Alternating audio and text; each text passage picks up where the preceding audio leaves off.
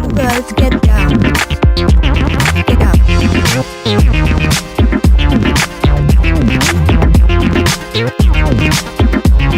Now let's do something a little more complicated. Okay, let's say I give you a problem like this. So we have 8 is equal to, let's say, the absolute value of 2x minus 6. Okay? So this is the same kind of idea here. Even though it looks a little more tricky on the inside, you do the same thing in order to set up your two mini equations. Okay? So basically, whatever is inside your absolute value sign can equal the positive and the negative of whatever is on the other side of your equal sign. Okay? So what I mean by this is saying that, okay, you just take the inside, you set it equal to whatever you see on the other side of the equal sign, so that'd be a positive 8, and you construct another equation by taking whatever is inside your kind of like absolute value sandwich at this point. So you take whatever's inside and you set it equal to the opposite, meaning the negative of whatever you had before. Okay? So that's what it means, because basically what we were saying is that, okay, this inside stuff could equal either positive 8 or it could equal negative 8, and we would get the same answer, and the equality holds. Okay? So then what we do is we just solve through, and we get two separate solutions, hopefully, for our x. Okay? So let's do that.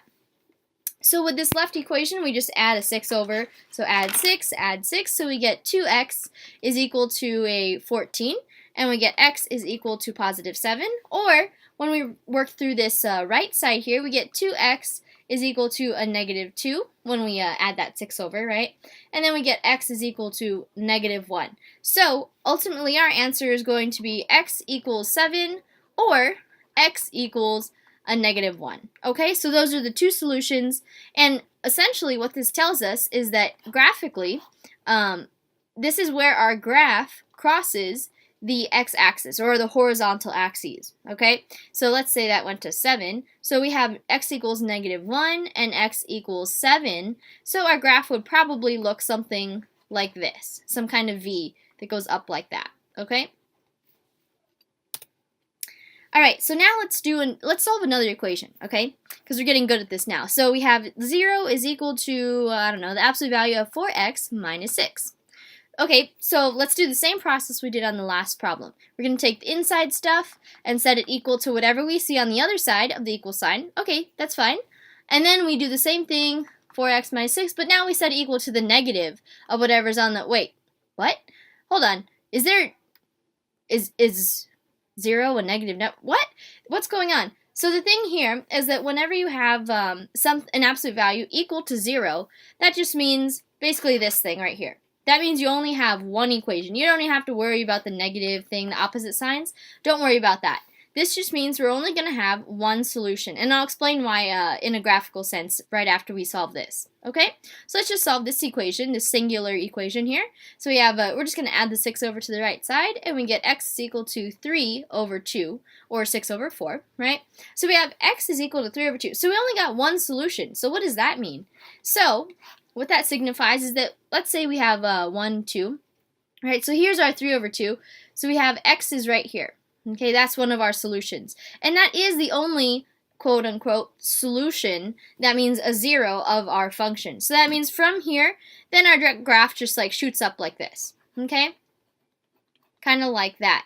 So this is kind of the same concept as, well, if you had a function like this, our normal absolute value, you know how the origin is at 0, 0. So the only solution would be x equals 0, and that's why we have only that one solution where the graph crosses the x-axis. This is the same concept, except it's shifted over to the right by 3 over 2. Okay? Okay, now for the last equation we're going to solve for this video. So we're given the following equation, and the thing is here, well, the absolute value sign isn't by itself on the right side, on its own side. So what we have to do first is get it by itself. Okay, so that just means moving around the outside numbers just to get our absolute value sign by itself. So now we have negative 1 is equal to 4 times the absolute value of x minus 2. We divide by 4 on both sides, so we get negative 1 over 4 is equal to absolute value of x minus 2. And we just continue along, but wait, hold on. So let's assess where we're at. So on the left side, we have this negative number, right? On the right side, we have the absolute value of something.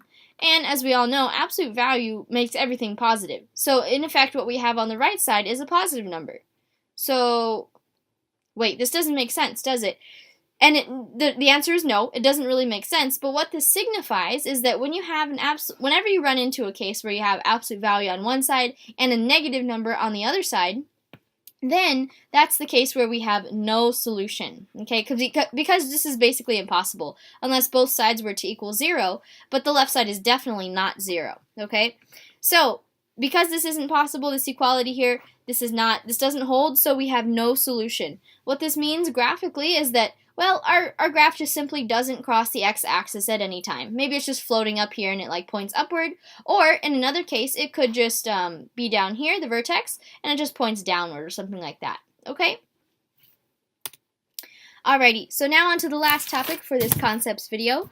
We're going to solve some not absolute value equations, but now we're going to solve some absolute value inequalities. Fun stuff, right? So equalities. Okay, so this basically has the same concept as solving the absolute value equations, just with a little twist, right? Because we have this inequality aspect here. So let's do a simple example, because I always like starting with simple examples. So let's say we have absolute value of x is less than 3, okay? So what does this mean graphically? Let's look at this on a number line. So we have x, whatever that value is, must have a magnitude or a distance from 0, which is less than 3. So let's say here's 0, right? Here's negative 3, here's positive 3, okay? So this less than sign means that at our endpoints, those aren't included, right? So those are open. But x could exist anywhere in here, in the space that I'm kind of making bold right now, right? So we can always do test points too. So if x were equal to 0, then 0 is less than 3. Yep, we're right in here. How about like a 1 or something, or a negative 1? If you plug in either a 1 or a negative 1, then you get 1 is less than 3. So that's also true, right?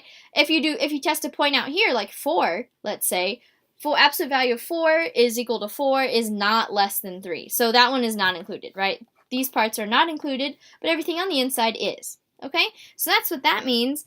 And so, in effect, by removing the absolute value signs, what we have is that x must be, according to our number line, in between negative 3 and 3, right?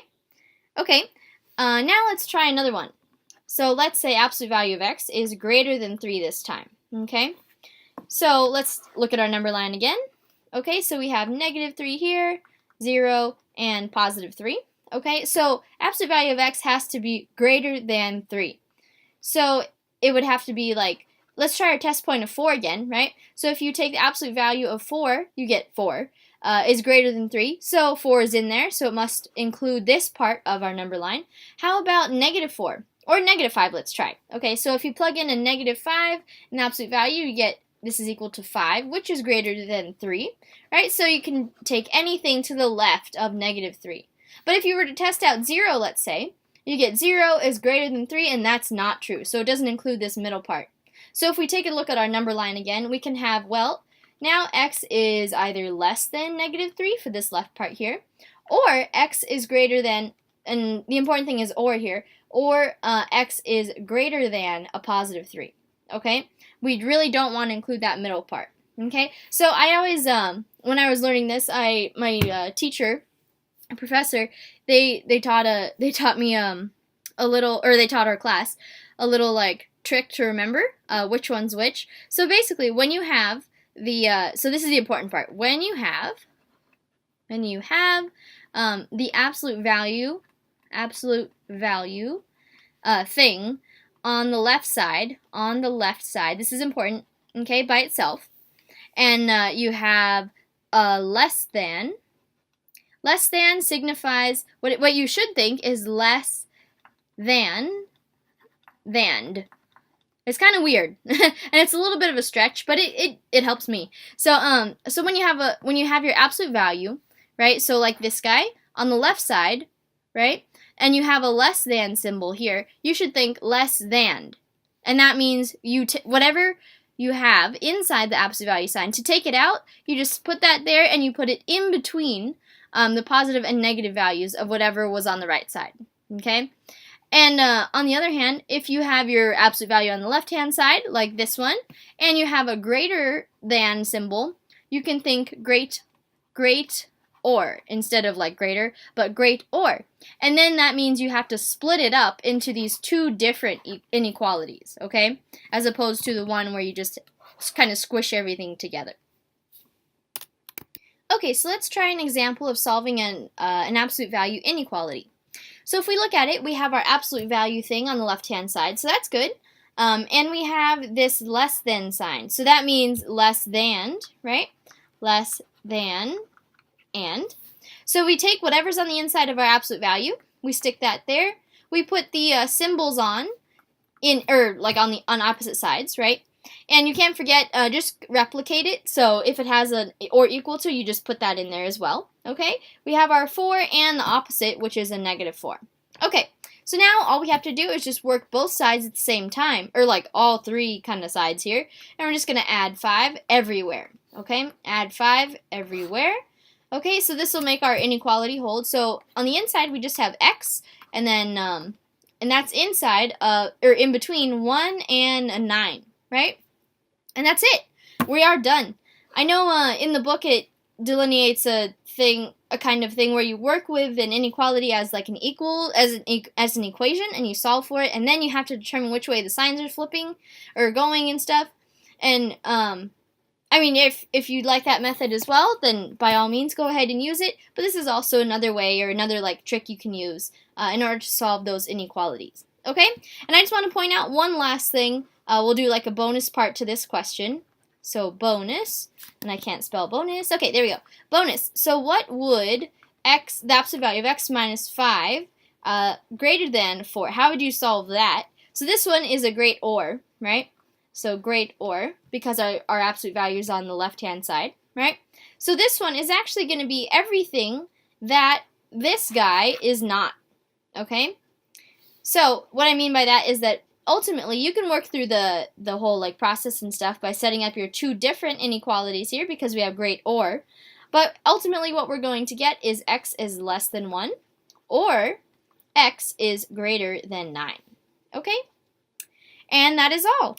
That's all for our concepts video on absolute value functions. I hope that helps, and I'll talk to you in the practice problems video if you want. Oh my dog, get up.